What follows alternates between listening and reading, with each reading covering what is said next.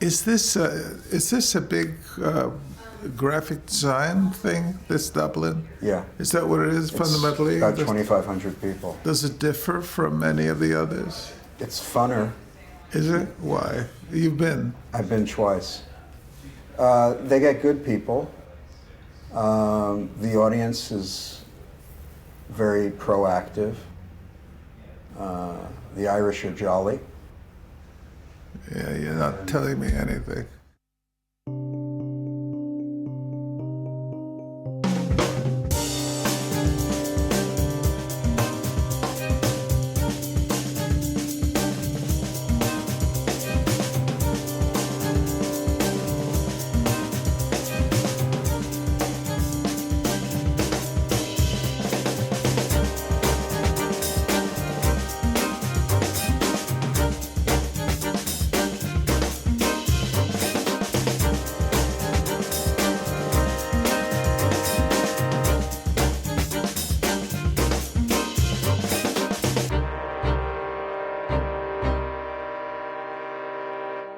I don't enjoy being in the company of others anymore.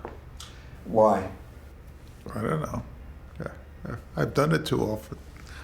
The company of others in general, or the company of In others general. who speak this design language? Well, design language has disappeared in our time, in our location. I mean, the rubbish that goes for design conversation is appalling. Say more about that. Rubbish meaning? The lack of observation, the lack of analysis, the institutionalized commonality of everybody's belief, the disregard for the real intention, purpose, and function of design in the culture. I mean, it's absurd. I mean,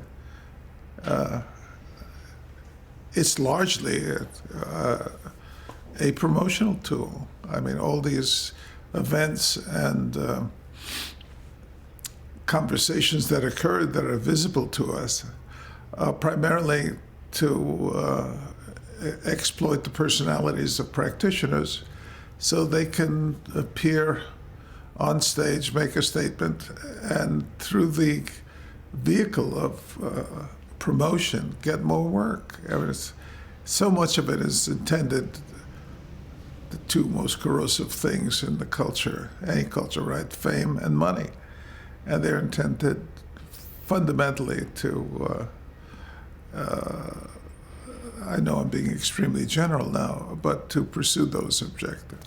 But compared to what it was like when you started out, Right.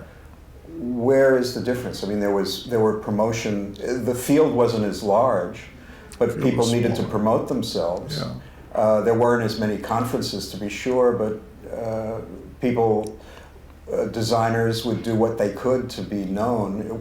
Design, particularly graphic design, wasn't really known in the society and the culture the way it is today. I mean, it has taken on That's this quite true. None of us artificiality. knew what graphic design was, and perhaps cultures are best when they're the most innocent. But you had an emerging activity, an emerging profession that wasn't very well defined, except by extraordinary practitioners. And there were a handful of them, people like Leone and Rand and so on. I'm not talking that far back, actually.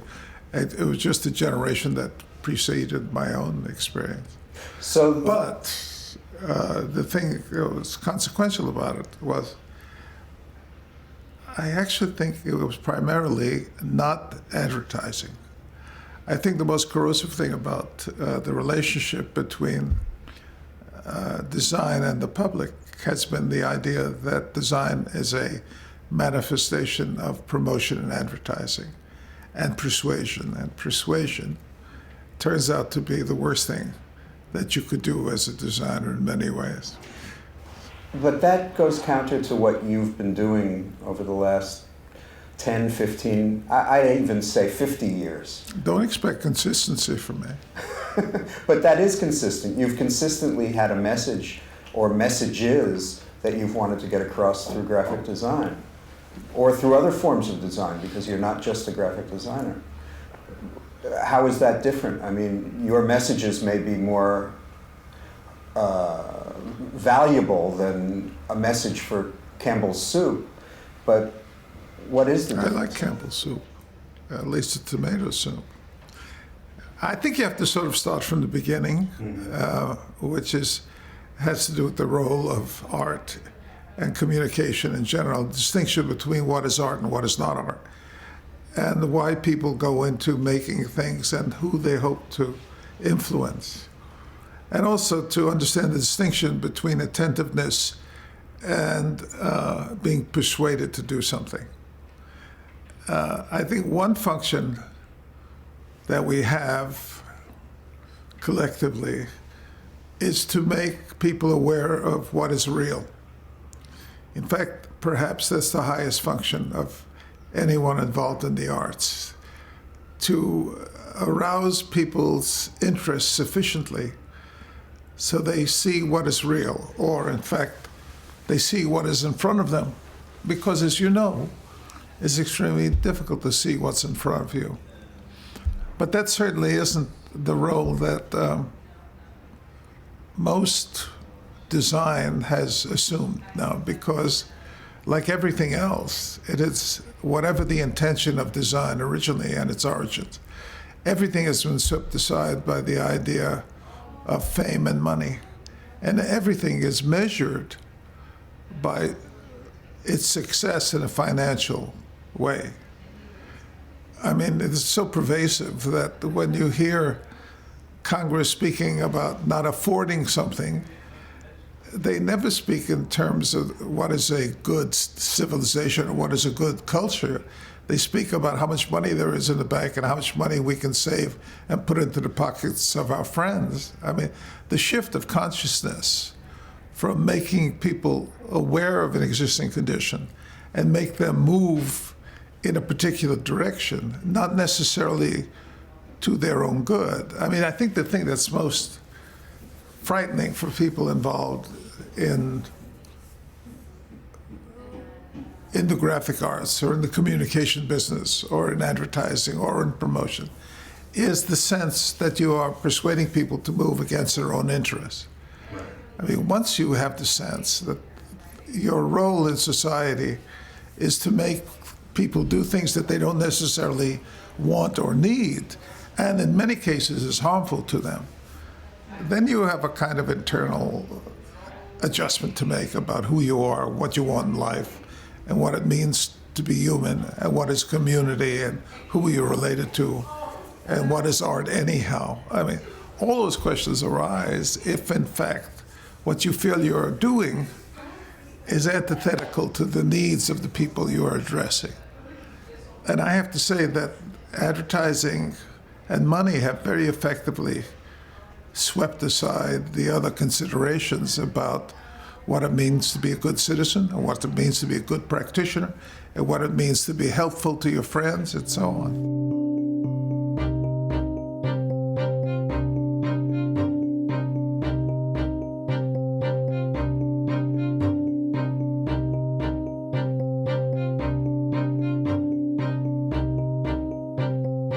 Let me ask you this. You were talking about Leo Leone, you were talking about Paul Rand as preceding your generation.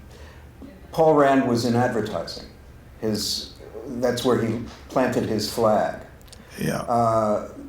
The greatest goal that he had as an advertising man was to make things clever, make things jump out of the noise that was around him, make it more intelligent, and that was a good enough goal.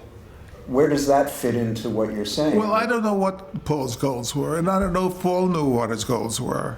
In some ways, he was as innocent about this relationship to the public as most of us are.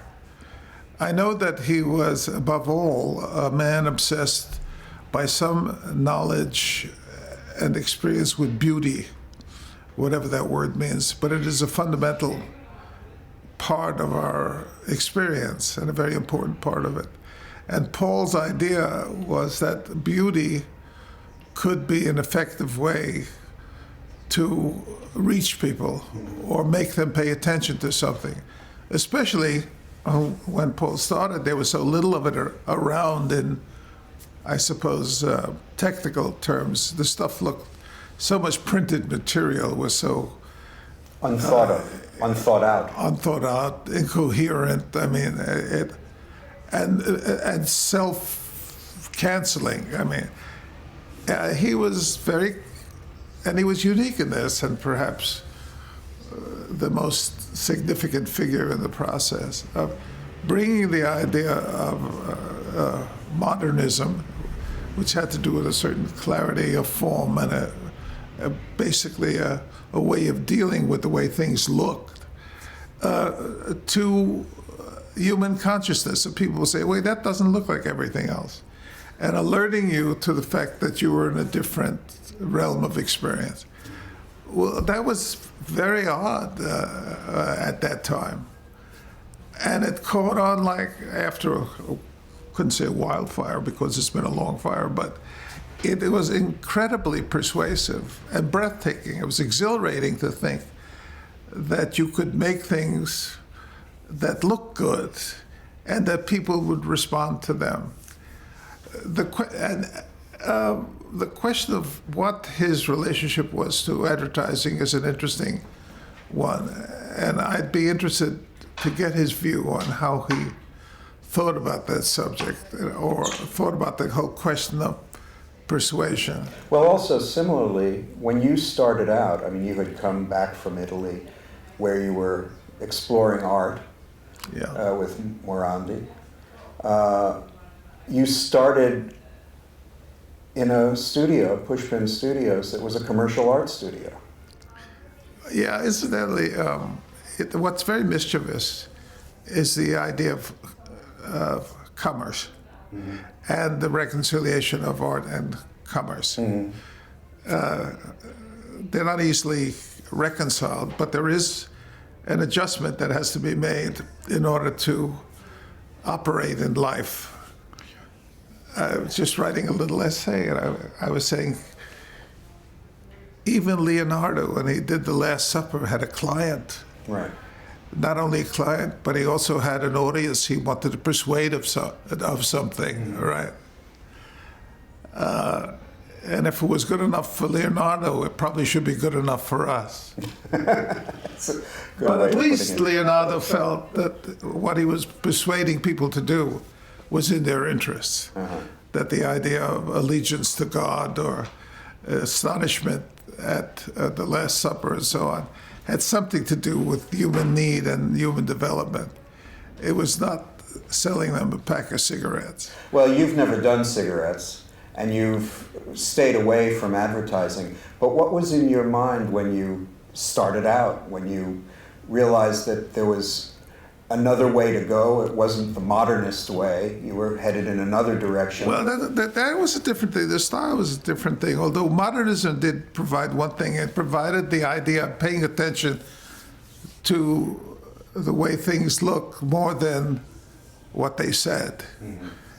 If you look at modernism, you will see that the narrative part of modernism is rather skimpy, but that the formal part, the arrangements of the pieces, the surfaces, the colors, all the things that we see and that we perceive through that lobe of our brain that is non-rational, you could see that the modernist attention was on that part of it, and much less on narrative storytelling and persuasion. And that's almost why the field itself sort of separates between advertising and design. But no one has a very clear idea in this field of what is the distinction between them, particularly now that advertising and design and marketing are all lumped into this mess of, a thick, noxious stew. Called branding.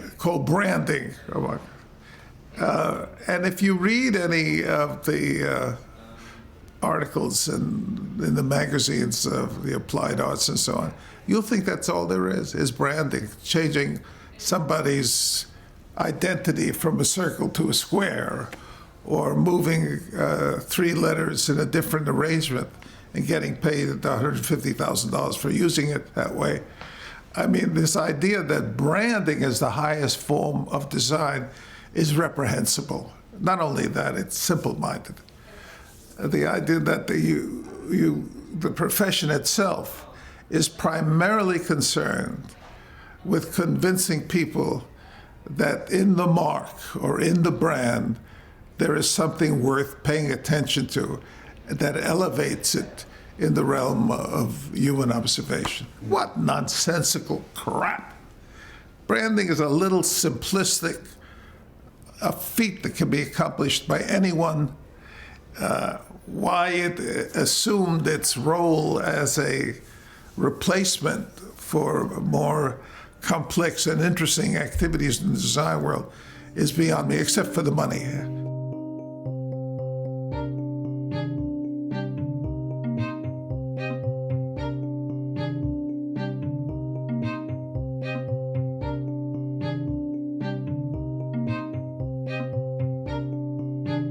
How you are an artist.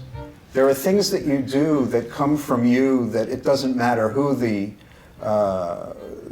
client is. You're using that client almost as a patron to get to the place you want to be, formally, conceptually.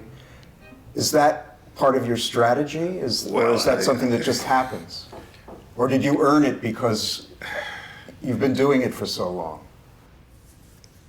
It's hard to determine. I mean, being an artist or producing art is a judgment of history, right? You don't know.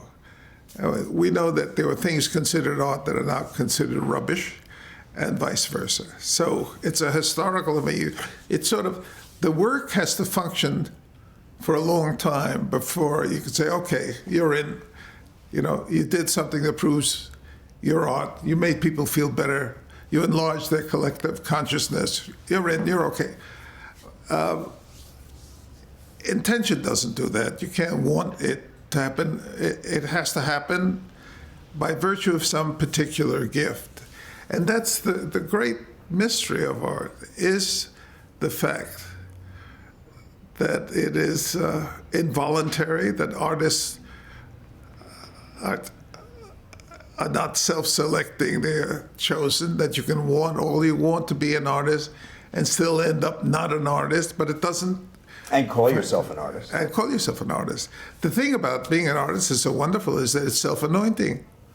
All you have to do to be an artist is say, I'm an artist, you're in. I mean, who's going to deny that from you? It's one of the few areas of life where you can own something without ever being challenged. But you can think in terms of yourself. I mean, you raise your hand, I'm an artist. That's the surface, you know, what do you do for a living? I'm an artist. But when you're creating, you've done many prints, beautiful prints, just quiet prints. When you're doing that, what are you thinking of? Do you think of yourself, or do you think of the form on the page? Do you think of who this is going to appeal to? Do you have any vision other than what's in front of you? One of the characteristics, I think, people in the arts who are driven by it is their need and commitment to making things. Is that you don't like to spend a day without having made something, without physically having transformed something from what it was to what it is. It doesn't mean you'll be an artist, but that is one of the characteristics. And the desire to make things is a profound and lifetime commitment. You find that it's the most important thing in your life, that there's nothing that makes you feel more alive, more human. So, when you wake up in the morning on a good day, do you know what you're going to do, or is it just that feeling, that rush that you want to get into the office and do what you can? No, I don't necessarily. Well, some days I know what I'm going to do, and some days I just want to get to the office to see what there is to do, and some days I get here and I make up something to do. I mean, but above all, if I didn't have a place to go to and work, it would be hard for me to conceive that I'm still alive. I mean, the one thing that making things gives you is it gives you a sense of being alive. And it provides the fundamental answer to the question, why am I here? For many of us. I mean, and I was also trying to figure out the difference when you talk about,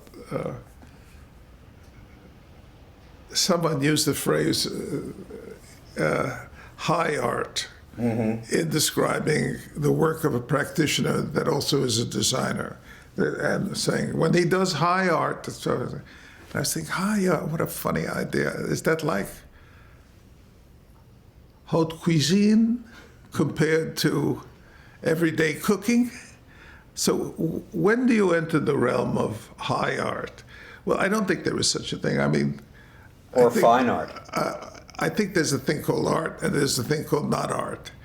And trying to make any other categorical distinction is useless and doesn't help anyone except in terms of status or manipulation. I mean, but we do know that in the presence of art, we are transformed, that we feel differently. And that, I think that goes for the maker and for the user, that you know that if you're standing in front of a Pier della Francesca, when you leave, you're no longer the same. Could that be applied to I Heart New York or Dylan or any of the other icons that you've created? That it may have a different effect or a different purpose, but the effect is I've seen something that makes me think, makes me do, makes me happy. Well, I think that's a very good question, and one that I've puzzled over all my life, and without ever hoping to find an answer. I mean, the why is very hard to find. I Heart, there are probably 1 million equivalents to the I Heart New York. And it probably could have been done 1 million other ways. But there was something of that particular form or configuration of the relationship of the voluptuousness of the red part to the stringency of the black part. Whatever it was, it triggered something neurologically in the brain and became an object of affection and durability. I mean, I did that in 1977. Durable it is. Copied it is. Durable counts. But in that sense, in that durability, people wouldn't respond to it if they didn't have that overriding joy that you get from a Piero della Francesca. Yeah, that's the point is, at one point I said, you know, it seems to me the most important thing about the creation of art is in its role of creating affection. That art serves to create affection. Not only for the object that you're experiencing, but for the world at large. It's a very funny way to define it. I mean, it's certainly not a very precise way to define it. No, but it's a lovely way to set a standard. You know what I'm talking about, yeah, right?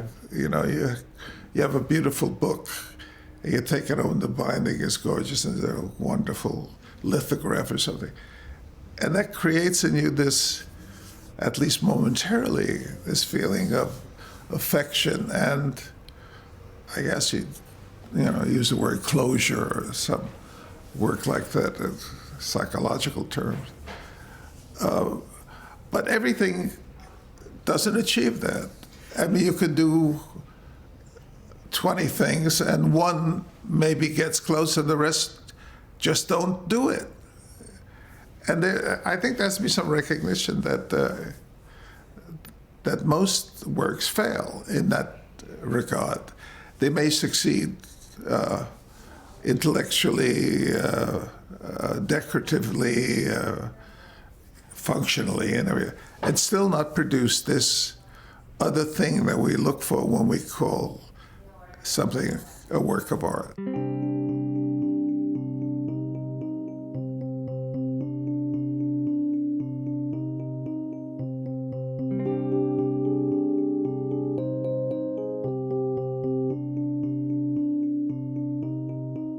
you once said that the ratio of good to bad work, or good to mediocre work, is always the same. That just because more people are doing graphic design or interior design or whatever design form they've entered into, it doesn't mean that the quality has risen exponentially. Well, it's funny, isn't it? I mean, it's not easy, I mean, to produce this. You can become very skilled and very effective, and you can also do something that designers do primarily. Designers don't make art. That isn't their job as such. Their job is to find a need and fulfill it, or to move with purpose to accomplish a specific goal that is objectified and so on. And you can do that without even touching on the world of art. I mean, there's no reason to bring art into the picture. But for me, that wasn't enough.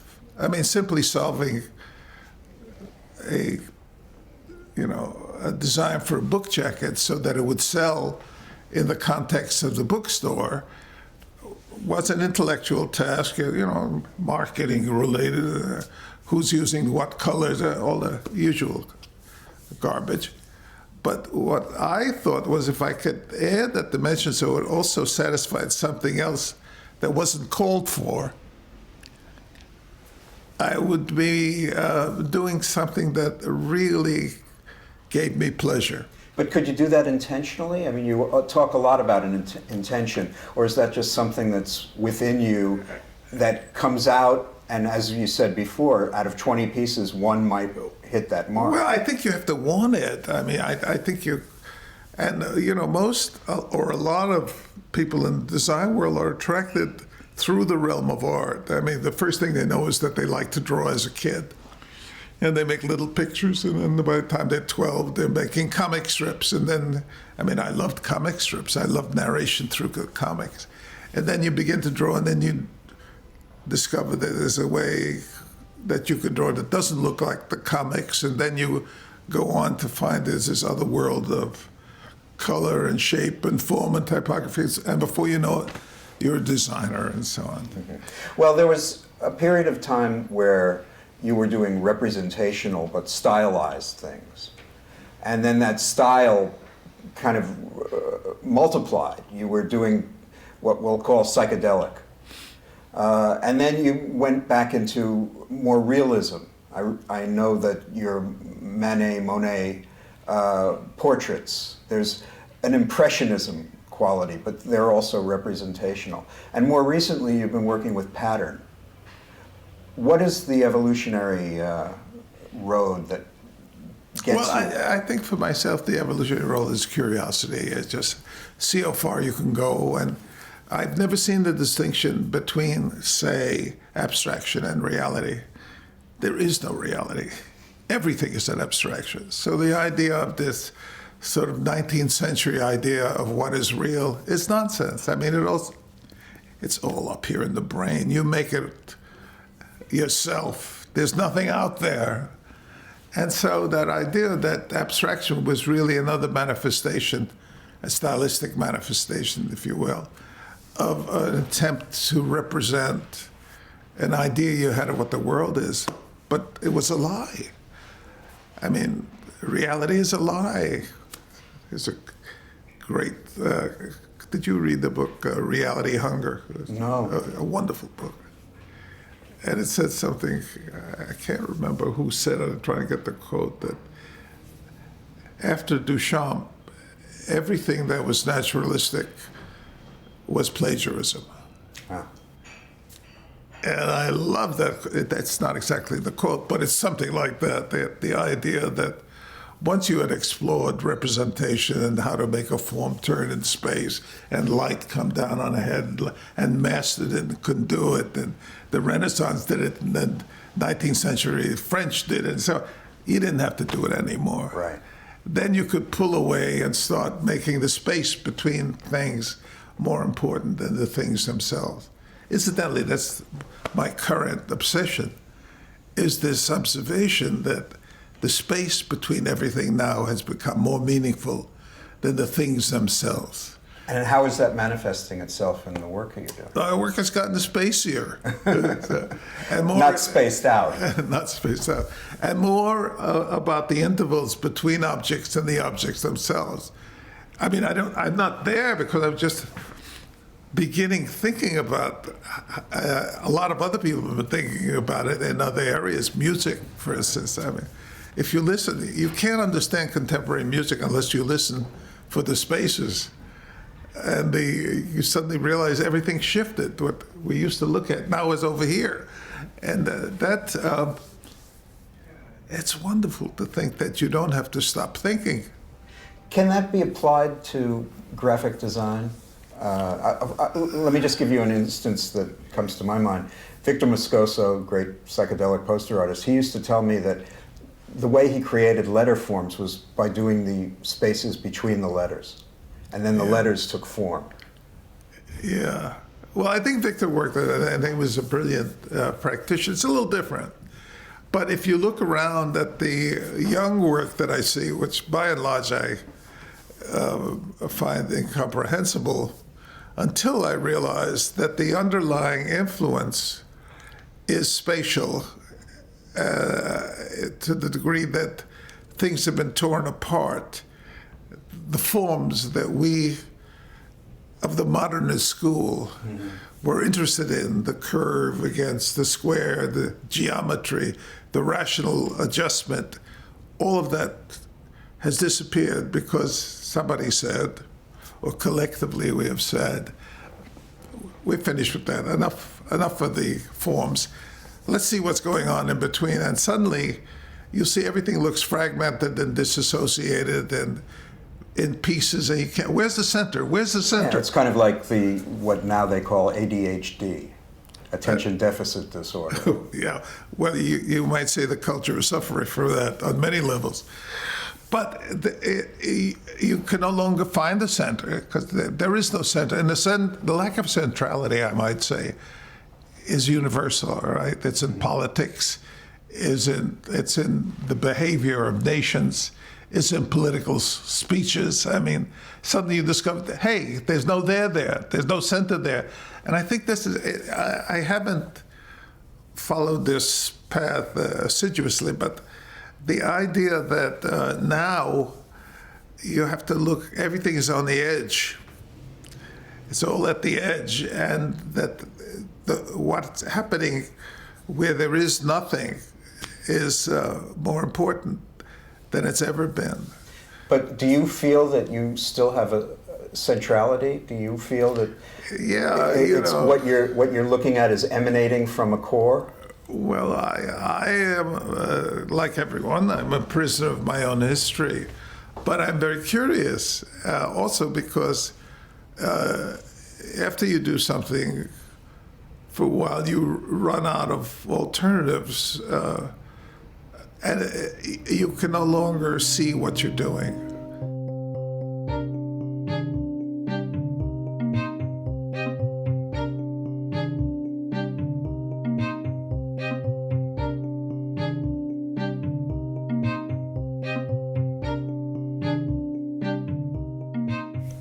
Well, there is always development, but now I think my deepest interest and the thing that gives me the most delight, is the sense that everything is connected, that there are no unrelated events, that everything, if you look for it, is connected to everything else, no matter how strange and random those connections are.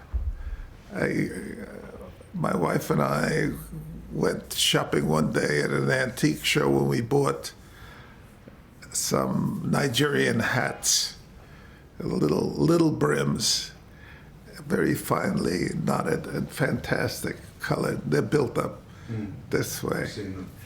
And they were on the wall in a pattern, so you could just see them from the top. And we took them home and we put them in our hall. And we have a standing Buddha in the hall. And we put 3 of the hats on the sculpture of the Buddha.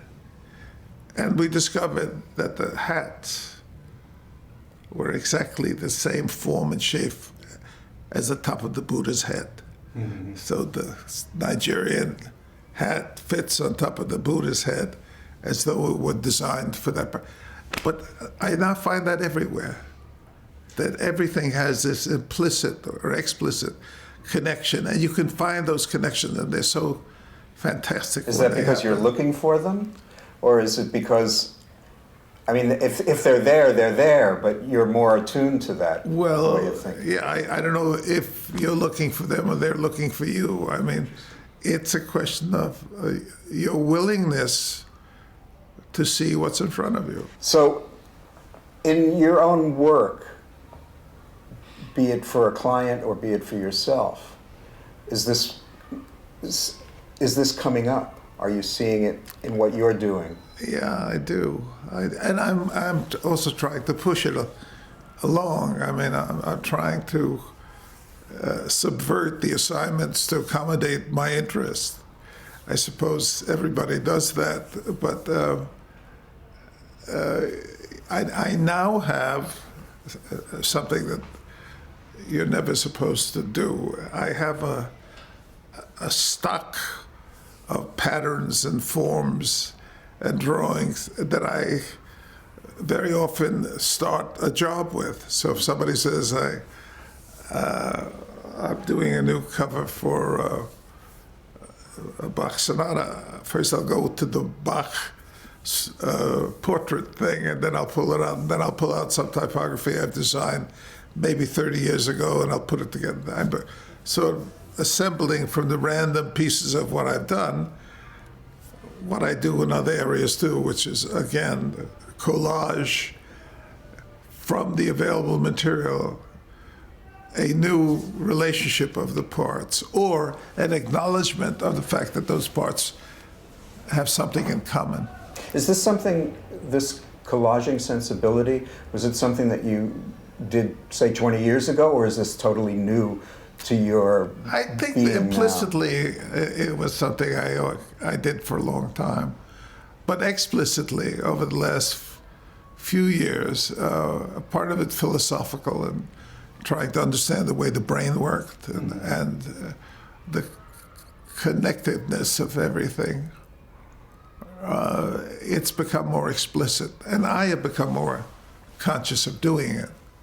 So we've talked about this creative side. What about the political side of your life? Has that become more intense over the last 10 years, let's say? Well, it's always been a component, but I don't even separate it in my mind as a different activity. It comes under that same heading of do no harm. If you can do something that basically politically you think is healthy for people or beneficial to people, the next issue is how to make that manifest and how to make it strong. So now we have a bunch of projects on,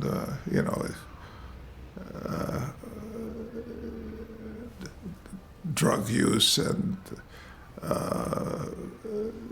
checking on backgrounds of people who use guns and climate control. All that stuff is something we always keep going in the studio as self-initiated activities because we think it's part of what it means to be a good practitioner.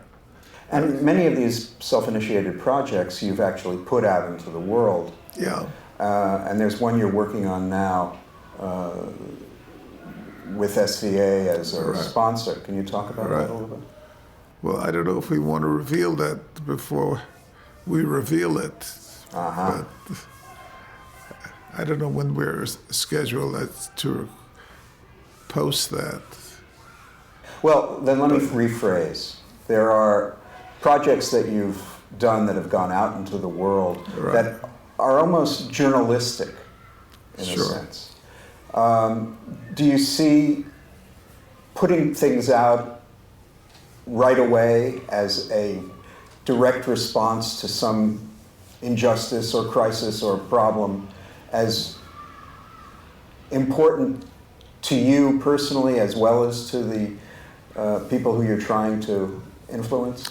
Well, it's certainly important to me personally, but I'm very suspicious of doing good if it serves only to elevate the maker, you know? Here's something weird. There's an enormous amount of activity, and it relates to what you were asking, enormous amount of activity over the question of climate control and the environment. And none of these people will work together. So while there are thousands of individual groups, there's no collective sense that we're all doing this for the same purpose, that the heroic model of I am going to make a contribution by being a good person becomes the most important part of any project. You try to get any three groups together to work collectively to accomplish ostensibly what is the same. You can't get it done. So the first thing you have to understand is one thing that's happened in our time, which is the collective resistance to persuasion, or to, in fact, any manifestation of opinion. I mean, one of the weird things in the world's culture now, as soon as an idea comes up, it's resisted. Anything that's stated, its antithesis occurs within moments, right? And in the case of climate control, let's say all the scientists, 97% of the scientists in the world are saying that we don't have another 200 years to live. And the oil companies will say, we have a scientist in New Jersey who says that the vested interest and the manipulation that occurs and the persuasion that occurs has made most people cynical about the messaging they get every day. Are you cynical? Oh, profoundly. Profoundly. Not only cynical, but I mean aware of the conspiratorial nature of most of what goes on in communication.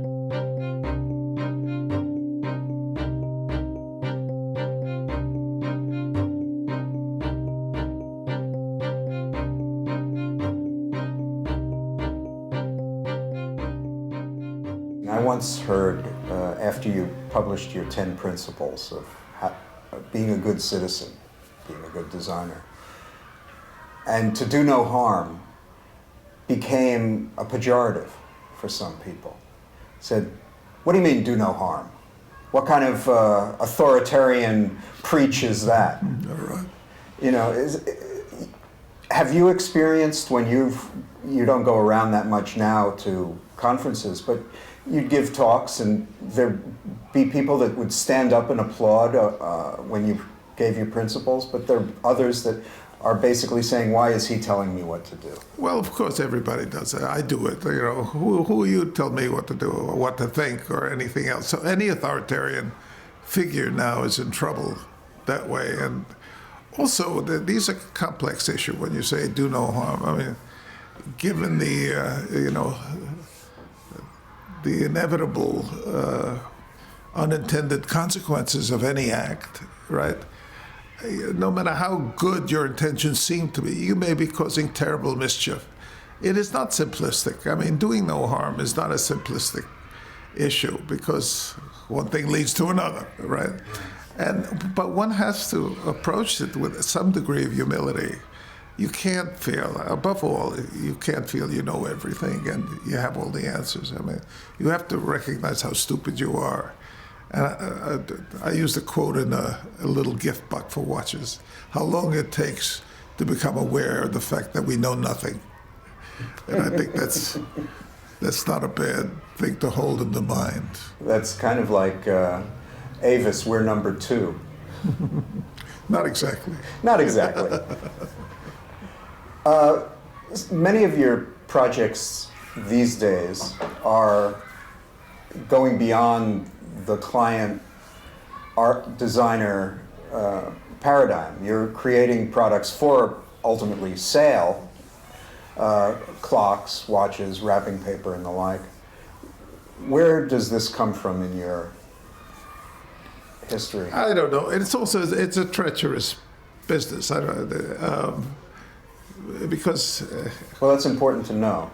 it is. I mean, he who enters the bath sweats. That's a favorite quote from my old friend Javante Bibian. I love household objects. I love dishes. I love glasses. I love all those objects of daily life that when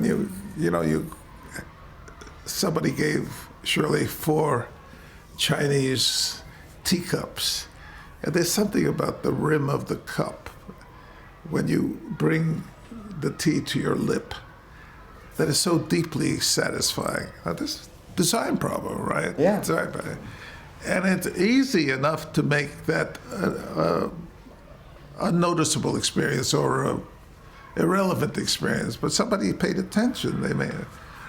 So in those areas, I feel perfectly comfortable. I had a show of rugs made in Tibet, and they gave me one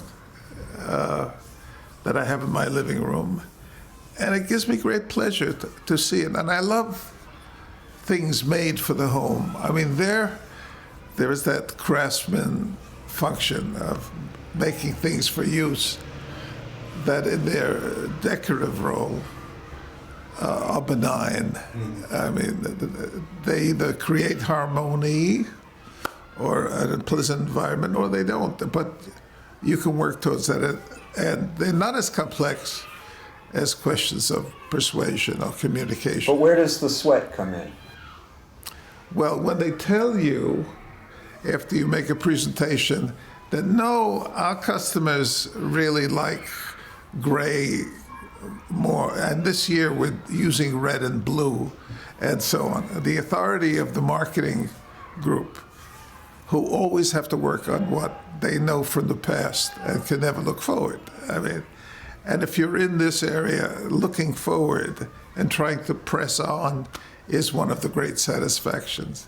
But marketing, and this is an existential issue, marketing always looks backwards. It always looks at what has already happened, that is already known, that you can already quantify. And for us, the people who, I guess the best people in art and design and so on, want to use that information to take it and move it and continue the energy and the beneficial qualities of changing form. So you really have to face the essential resistance of most of the commercial world to what you want to do. If those items that you have produced were only for your home, Yeah. would you be satisfied? No. No, I like the idea of my work being seen and experienced by others. It's very important for me. And I mean, I didn't want to be a painter and have a picture of mine hanging in somebody's living room. No, that's not me. I don't want to make pictures for that purpose. What I want is my work to have an effect in a general sense on the culture I'm living in. Mm-hmm. So, since there are many students in the audience at Offset, and it's an inevitable question, what would you say to them about being a designer in the 21st century right now, where technology has almost become more important than content, or sometimes it's become the content, where branding has overtaken the conversation amongst designers as primary? What is it that the designers out there who are just starting or are still in school, what should they know? This is a cosmic question, Mr. Heller. I believe in the cosmos. It's the only sure thing. One of the things is I think you have to recognize that there is tremendous dissension in the world and a collapse of singular belief. and probably the end of capitalism as we know it. The idea of the individual genius triumphing over resistant forces, and the idea of that you can accomplish your advantage by virtue of exploiting others has probably begun to diminish. And we see it all around the world, people saying, I've had enough, I ain't gonna take it anymore. Mm-hmm. And that has become a kind of thematic idea of our time all over. Certainly in this idea in the United States that the discrepancy between the 1% and the 99% is so outrageously unfair that people are beginning to now publicly resist this idea. And so we're reaching a point where the sense of common purpose has diminished enormously, and the sense of privilege has reached its full manifestation. And I think the role of people in design and in art and in culture in general is to reestablish the commonality of people's lives, their relationship to others. And that really is what art and design do at their highest level. They establish the meaning, the relationship, and the common form of a culture's aspiration. And that's what I think people should think about in their lives now.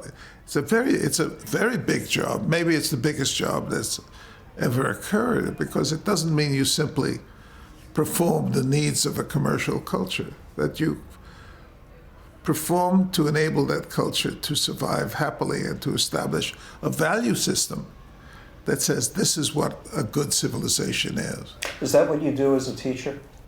Try to. And it's funny, I'm moving, in teaching, as you know, I'm moving more to teaching collectively, teaching people to work together on things rather than using the 19th century heroic model of individual genius. Because there are very few geniuses in the world, and we only need a few. What we really need are most people working together to create a better situation for all of them.